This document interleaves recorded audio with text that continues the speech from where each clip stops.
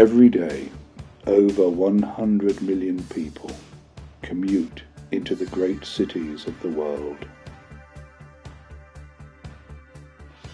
Like the oceans, they ebb and flow, responding as one to the pull of an unseen moon. From time to time, fate plucks an individual out of this human tide and lays bare their cares and fears, their hopes and dreams, and their secrets.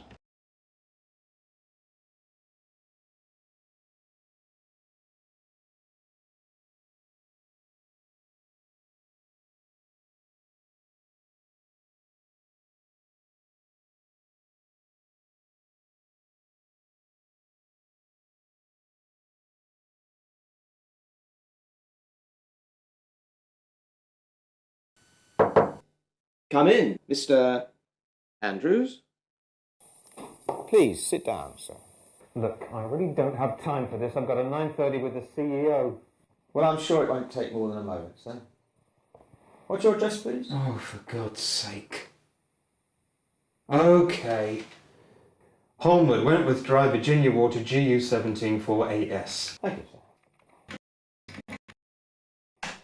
And when did you buy this ticket? Oh, God knows. The date's on it, isn't it? Oh, yes. Yes.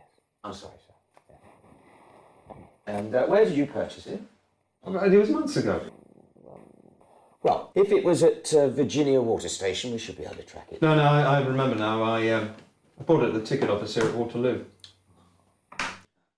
And how did you pay for it, sir? Cheque or credit card? I paid cash. That would be £4,704 in cash. Yes.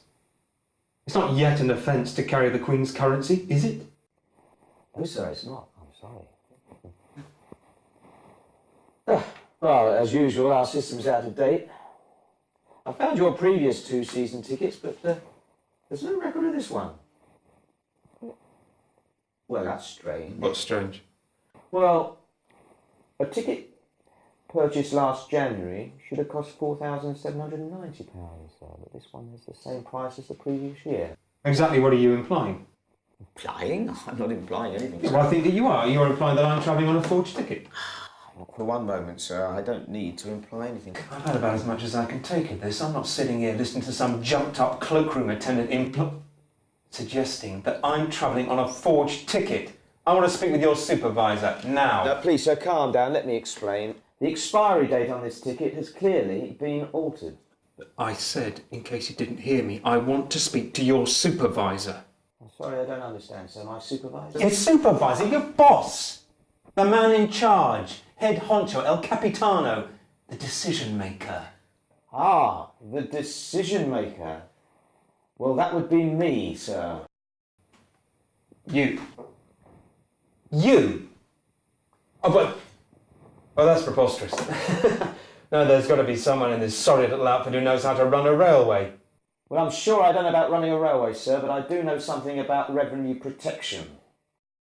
I shall decide in this room within the next 10 minutes whether you are to be prosecuted for fraud and ticket evasion. As head of revenue protection, I don't hold a very senior post, but I do report directly to the board. There's no appeal, there's no line manager, there's no senior executive, there's no higher authority, just me. You, of course, will have your day in court. The bank account was overdrawn. I had no choice. Please. I'll refund the money. Do you know what a mortgage is on a house in Wentworth Park? Or what it costs to put 2 children through private school? The cars? The holidays? You couldn't even begin to understand the pressures. Look, if I'm prosecuted, I'll lose my job and probably my wife. She couldn't stand the humiliation, and the girls will be devastated. Please, don't do this to us. I'm pleading with you. You know, I've been doing this job for 22 years. I've A lot of people have come through that door and sat in that chair. So.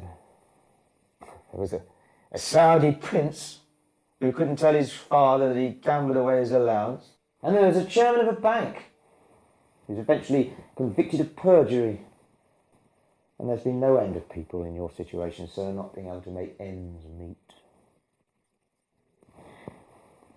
How much do you earn? About 100k in a bad year for bonuses. And the last person sitting in that seat was a secretary on 14,000 a year.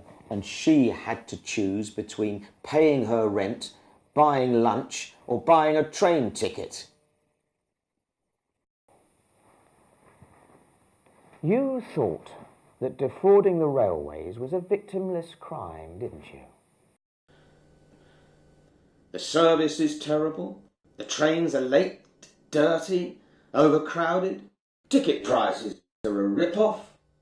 Fiddling your fare is just another way of getting the refund you deserve, isn't it? I don't know what you want me to say. I never really thought about it.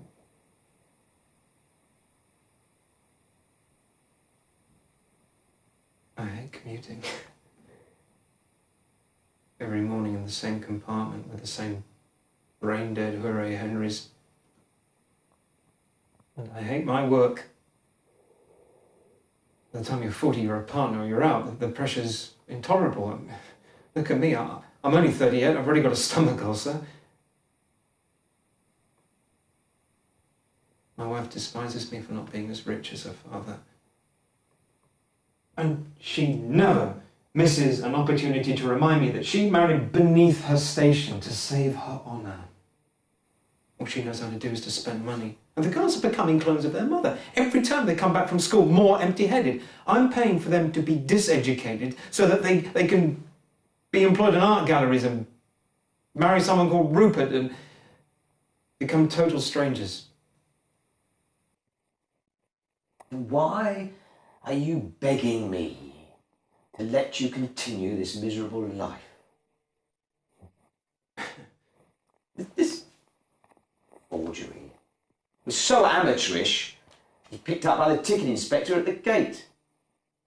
It's almost as if you wanted to be caught. Why on earth should I want this? Because it's your way out. You're facing another 25 years at the treadmill. And for what?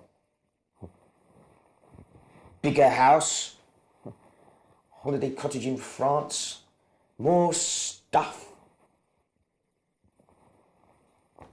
You're carrying a passport around with you, dreaming of doing a Reginald Perrin, but you don't have the bottle.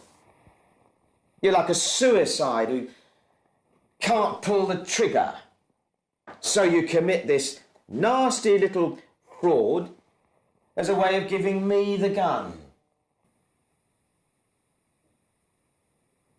You may be right. I really don't know anymore.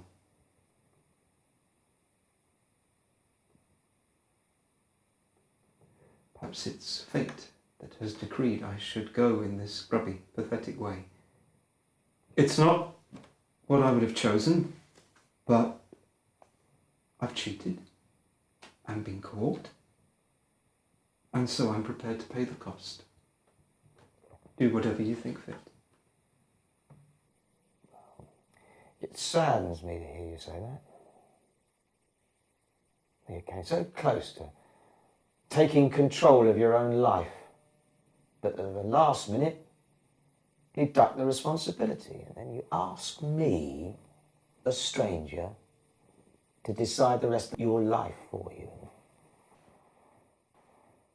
But what have I learnt about you in the last 10 minutes? First, you're the big man. Oh, I'm so busy, I'm so important. And then when you're lying, your blustering doesn't work, you turn nasty.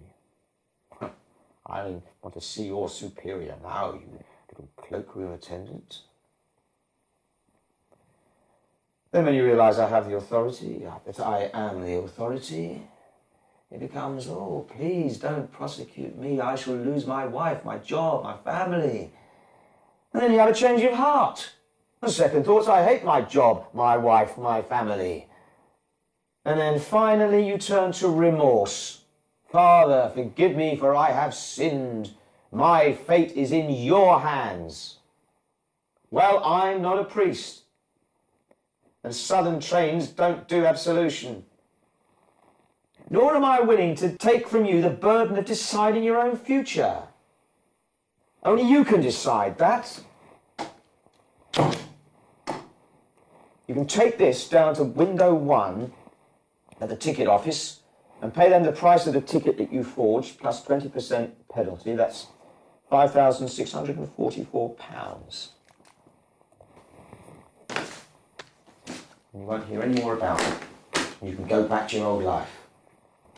Or you can walk out of here and start planning a different life while you wait for the summons to court. Either way, I'll have done my job. Revenue will be recovered. But you'll have to live with the decision for the rest of your life. So you think carefully.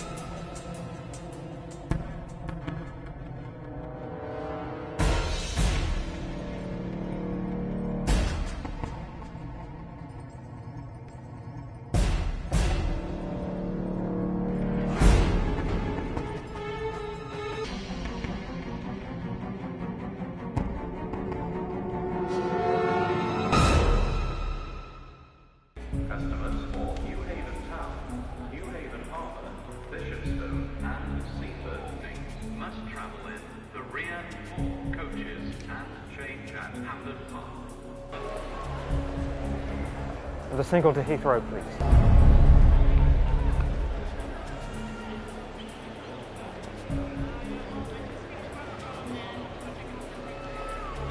London Junction, Wandsworth Common, Valley, Streatham Hill, West Norwood, Gypsy Hill, Bristol Palace, Norwood Junction, and West Croydon. Thank you.